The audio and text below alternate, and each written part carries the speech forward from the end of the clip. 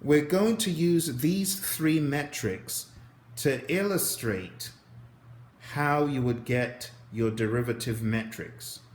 And your derivative metrics are SPI, CPI, SV, and CV. And the formulas for these are very straightforward, but let me give you the full acronym. SPI is Schedule Performance Index. CPI is Cost Performance Index. SV is Schedule Variance, and CV is Cost Variance. Now, note how I listed them out. South Carolina, South Carolina. Been there before. Gets pretty frozen sometimes, but it's very nice too. Okay, so SPI, CPI, CV, and SV. Now, just remember, earned value always comes first in these formulas.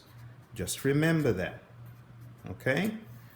If it's an index, schedule performance index, we divide. Okay, so anywhere you've got an index, you divide. Anywhere you've got a variance, schedule variance, cost variance, you subtract. Okay? Now, just remember, what comes at the end of this is the letter P. Anywhere you've got an S, you're going to have an EP. Okay? This is planned value. But think of September, SEP. Or you can think about this as someone else's problem. Okay? SEP. The same thing for schedule variance. Someone else's problem. Okay? Now the only metric you've got left is actual cost. And you could think of children eat a lot. Now some people don't like that, but it's only an acronym. Don't get bent out of shape about it. So September, or someone else's problem, or children eat applesauce, or children eat almonds. Well, mine don't, they're allergic to them. Whatever, fill it in with a blank. But that's these metrics: schedule performance index, cost performance index, schedule variance, and cost variance. So if we go a step further and calculate these really quickly in this problem we've got the CPI. Remember, CPI, where you've got a C, children eat, and it's an index, so you're going to divide. Children eat applesauce, actual cost, and that is going to be $10 divided by the actual cost of 12. Okay? Very cheap trick. The CV is going to be exactly the same metrics, but with a minus, so it's going to be $10 minus $12, and that will be minus $2. Okay, I have to get a calculator for that one. I believe it is 0.8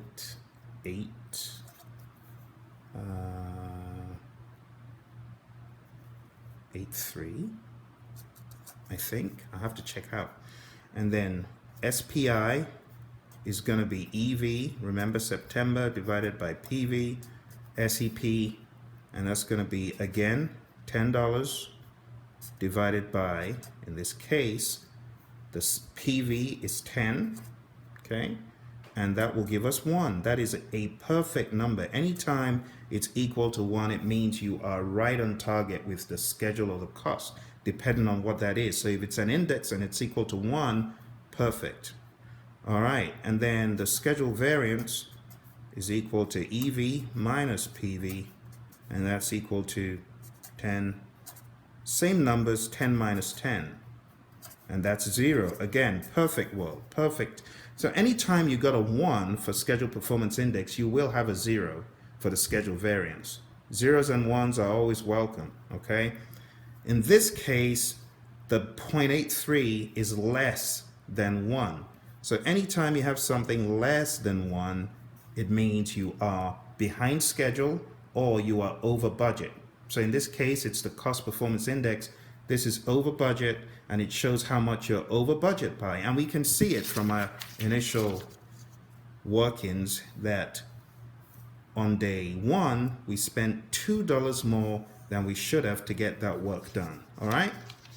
So that is how you would apply these. Very straightforward. Just remember, planned value can also be thought of as the budgeted cost of work scheduled. Just don't forget that. It's common sense. It is basic common sense. Budgeted cost of work scheduled, also called BCWS. Okay?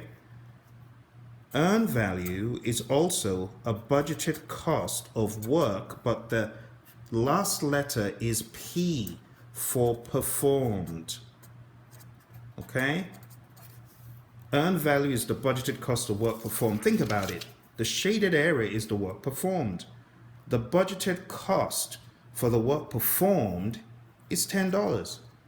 That's the price tag you put on it in the beginning. Okay? And last but not least, the actual cost is known as actual cost of work performed. Okay?